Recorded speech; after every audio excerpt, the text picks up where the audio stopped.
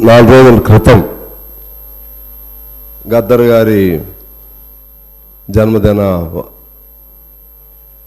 జన్మదినాన్ని పురస్కరించుకుని ఆ రోజు మన ముఖ్యమంత్రి గారు అలాగే ఉప ముఖ్యమంత్రి గారు అందరూ వచ్చారు. మేము కూడా వెళ్ళాం.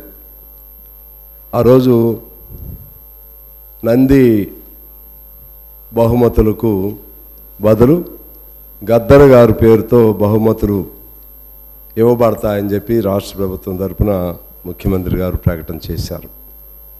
నా దృష్టిలో ఆ రోజు మన తెలంగాణకు నిజమైనటువంటి 10 ఏళ్ల అనుభవం వేరు, కొత్తగా తెలంగాణ వచ్చింది అనే భావన ఆ రోజు కలిగిందని నేను మీకు తెలియజేస్తూ ప్రభుత్వాన్ని మనస్ఫూర్తిగా అభినందిస్తున్నాను.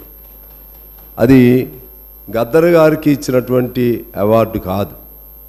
ఈ తెలంగాణలో ప్రతి పేదవాడికి, ప్రతి కష్టజీవికి, ప్రతి డప్పు కొట్టేవాడికి, ప్రతి గొంగళి కప్పుకునేవాడికి, ప్రతి పాటకి, ప్రతి కష్టజీవికి, ప్రతి విప్లవకారుడికి, ప్రతి పోరాట యోధుడికి, ప్రతి ఉద్యమకారుడికి, ఆఖరకు ప్రతి కమ్యూనిస్టుకు ఆ ఘనత, ఆ నివాళి అందినట్లుగా మేము భావిస్తూ ఉన్నాం.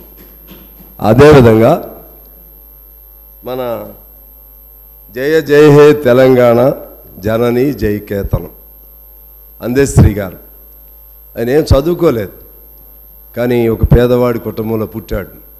అంటే భావం ఉంటే, మట్టిపైన ప్రేమ ఉంటే, మనిషిపైన ప్రేమ ఉంటే, చెమటపైన ప్రేమ ఉంటే ఆయన ఒక కవి కాదు మహాకవి అవుతాడు అనేది అందశ్రీ ద్వారా రుజువు అయ్యింది.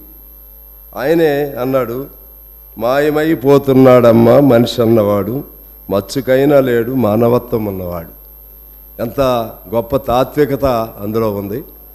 ఆయన పేరుతో ఆయన రాసినటువంటి జయ జయ హే తెలంగాణ జనని జయకేతనం, ఇది తెలంగాణ గానం. అంటే నిజంగా తెలంగాణకు ఇప్పుడు అసలైనటువంటి మన రాష్ట్రానికి, తెలంగాణ అసలైన తెలంగాణకు, తెలంగాణ తనానికి, తెలంగాణ భాషకు, తెలంగాణ మాటకు, తెలంగాణ యాసకు అసలైన స్వేచ్ఛ, స్వాతంత్రం కలిగాయని నేను భావిస్తూ ఈ సందర్భంగా మన ముఖ్యమంత్రి గారిని, ఆయన మంత్రివర్గాన్ని మనస్ఫూర్తిగా అభినందిస్తూ ఉన్నాను.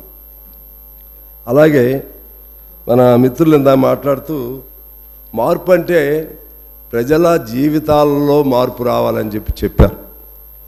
ప్రజల జీవితాలంటే నాకు అర్థం కానిది ఏంటంటే, స్వేచ్ఛ లేనిదే ప్రజల జీవితాల్లో మార్పు ఉండదు.